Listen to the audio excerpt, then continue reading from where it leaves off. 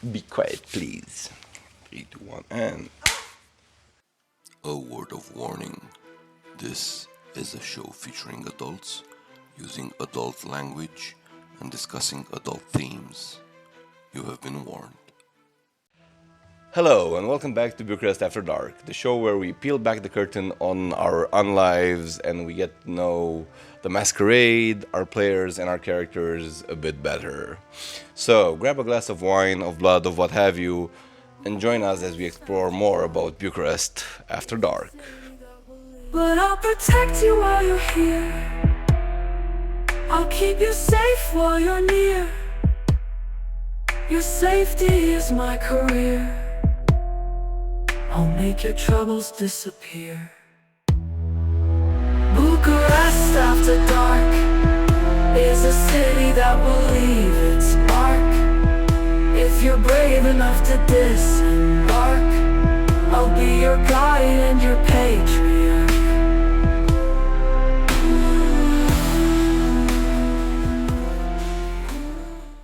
Welcome back. We are rejoined today by our newest addition to the coterie, our lovely Linda. The best addition to the coterie. There you go. Very well. There are no voices in the background. Please calm your tits. So, I wanted to go through a few questions with you today so we get to know your mindset, your character's mindset, and more of that. Can you tell me, from what you've seen so far, has there been any moment in the story where another character's action took you by surprise, both as a player or a character?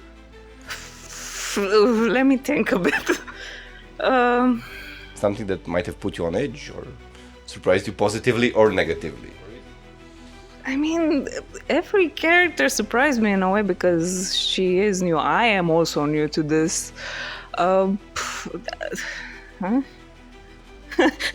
Maybe, what was the Uber girl's name? Tasha. Yeah, Tasha's very strong. Unabashed flirting? No, I'm what? kidding. The way she just didn't give a shit that Cassandra was shitting her pants in the back seat. Oh, you're right. Tasha flirts with Peter. I forgot about that. Yeah, no, she was like, who's the cabbie? Speeding, and Cassandra is a chill girl. Yeah, she had a small existential crisis, from what you're saying. Yeah, but she had her life like on a silver platter until now, recently. She's not used to being roughed house in that way. It's an acquired taste. Welcome to Bucharest. She might learn. So, I was curious, do you ever find it hard to separate, I wanted to say your feelings, but not necessarily your feelings, your emotions and your drive from your characters, you as the player? How much do you girls resonate? Me and Cassandra? Yeah. Well, I think it's 50-50. I see her like a part of me that, or more like a child to me, that I want her to succeed in everything she wants to achieve. And I want to see her be happy. Okay. So, up until now, what's been your favorite part about role-playing with this group? The interactions, I guess. All the relationships and potential relationships that we might forge together, I guess. This is the best part of playing the game, I guess. Cassandra is trying to forge a lot of relationships at the Yeah, moment. she is hungry to make a lot of connections and maybe use those connections in her favor if it comes to that. Okay. So if the choice was given to you as the real life player, would you rather be embraced and live forever with power, or would you like mortality with its natural end? This is a personal, very personal question, I think. It's about vampires. What are you saying? If you asked me this question like a few years ago, I would have had said, yes, of course, I want to be forever like this and never age and have all the time in the world to do whatever the fuck I want and take my time and stuff like that. But To be fair, the question is not like, if you ask anybody would they prefer immortality, I'm guessing the answer would be mainly yes, but this is immortality as a vampire, where you have to kill people and everything. not necessarily. It's optional. But Sure. mostly the immortality thing, if it's just you being immortal, and at some point you will just be alone because everyone you care about will slowly die and perish. Sure. And I'm afraid that maybe the sum of the bad parts will be more heavy than the sum of the good parts. Actually, it's a very good answer. Thank you. Then let's switch it up a bit. From your character's struggles up until now, in their both life and unlife, what is something that you personally understand or resonate with? What's the overlap between you and Cassandra and what she's been going through? That's what I was saying backstage also. I feel like she doesn't have enough real trauma, like as the other characters experience right now. She had a quite okay life as a human. Maybe her ambition didn't give her a chance to form strong relationships or friendships. But now her whole life just is no more, and Sure. she changed her surroundings. She moved to another country. She's having like a fresh start, which she never had to really do that in all her life, which is not a very long life. And Sure. now what was the initial question? Because I lost track. The initial question was, what were some of your character's struggles that you personally understand? The overlap between you girls. I think the anxiety of being thrown in a new setting might be that. That resonates a lot, I think. Yes. Also, I have to touch upon the point of coming to a talk show where your storyteller is behind the stage and saying my character doesn't have enough trauma. Good luck with that. Fuck. Let's move on. Make it interesting trauma, please. It will always be interesting trauma. Now, you said you feel sort of a slightly mother role towards Cassandra, you as the player. Yes. If you had to give your character advice from your perspective, what would you tell her? If she was sitting across from you instead of me. Be careful who you talk to, I guess. You're pretty, but not everyone likes your kind of pretty, I guess. Okay. Stop. We ask the voices in the background to stop helping with the answer. That's actually very, very good advice. Thank you for that. I also wanted to know how you personally feel about playing like either seductive or manipulative characters. Do you find it fun, challenging? Is it uncomfortable? The seductive part, not that much. I like to play flirt a lot, but the manipulation part is a bit hard for me because I don't know or think I don't know how to do it because I'm a nice person deep inside. And Hey, that's your problem. yeah, that's my flaw. I want to be nice. My intentions are always on the good side, and the only manipulation I might do is if I find it that it would benefit both of us and try to show it in another light. More like show my perspective of this stuff and maybe entice the other person to it as well. Sure. Quite a good answer.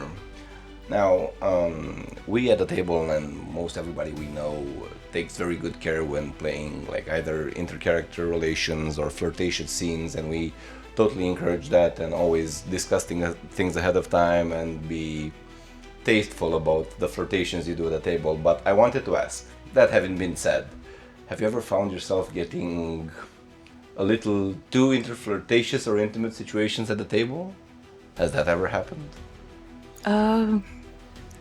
I don't think so. Or if it happened, nobody told me anything. So if you guys all, please tell me. I can turn it down a bit. Please don't.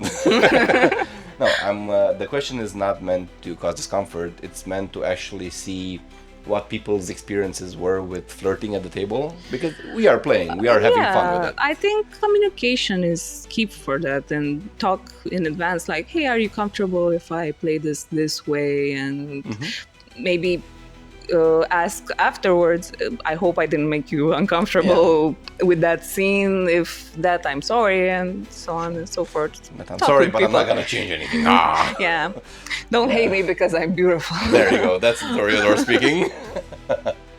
So after what you've experienced so far with the vampires,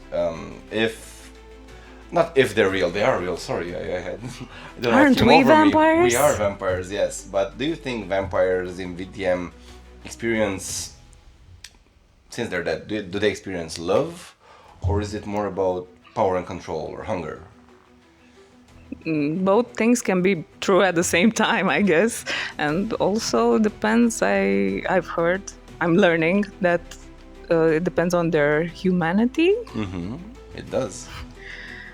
So that's my take on it, because I don't have that much experience to understand the intricacies of this kind of creature. How would you like it to be is the question then. You want to be a bit of both, right? Of course. Sexuality and love can be a tool as much as a hobby, I guess. Very nicely put. Then, given that you have had some experience with like TTRPGs in general, what's the most intense or electrifying experience you've had at the table? Not necessarily this table, like in your past experiences as well. What was something that kept you riveted for a bunch of minutes and you couldn't look away?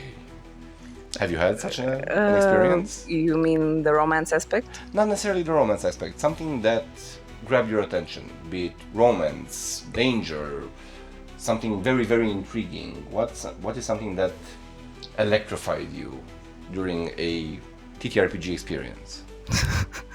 I guess whenever my barbarian character had a twin sister, and the twin sister that she had, because she died, was actually my ex-character. And whenever there would have been a scene where they had to interact after the death, because they did, it was very gut-wrenching, because I still cared about that character, and it made me always tear up and be overly emotional. And sometimes I wasn't even able to speak. I was like hiccuping because I was crying and stuff. And in that situation, was the story of the sister, was she played by the DM? Yes. Have you had any experiences where somebody else at the table did something that surprised you as a player, like an interplayer interaction? More or less so. Yes. I just remember the negative. Those stick with you. Yeah. What I was saying before, that sometimes the bad things you remember more and stuff. But there were a lot of instances where players surprised us, or you couldn't understand the motivation until the story progressed more. Sure, and makes sense. You might not agree with what they have chosen, but you can respect the choice they made. Makes sense, actually. Thank you for that. And then let's ask a bit of a more intimate question, because now you know a bit about vampires, you know how they work, how they operate. What do you think is the driving factor behind a vampire's drive? Is it hunger or is it lust? You overestimate my abilities of knowing such intricacies in a few weeks. On your opinion. From my perspective. Yeah. Everything is from your perspective. We want to get to know you better. Okay. What's more intimate? Is it blood or is it sex? Is the question. I guess blood, even because not everyone can enjoy the sexual aspect. Again, it's from case to case. But a vampire can live without sex, but he can't live without blood, or she. Depends on the vampire. Really? I'm joking. Thank you actually for the questions. We'll have to see. I'm thanking you for the questions. Yeah, for the answer, sorry. We'll see where this discussion goes next time when we get to know Cassandra and Linda a bit better. In the meantime, thank you for being so gracious with your answers, and we'll see you guys next time when we visit Bucharest After Dark. Bucharest After Dark is a city that will leave its mark. If you're brave enough to disembark, I'll be your guide and your patriarch. There is danger around every corner. Welcome back. Demi is running in the background right now, so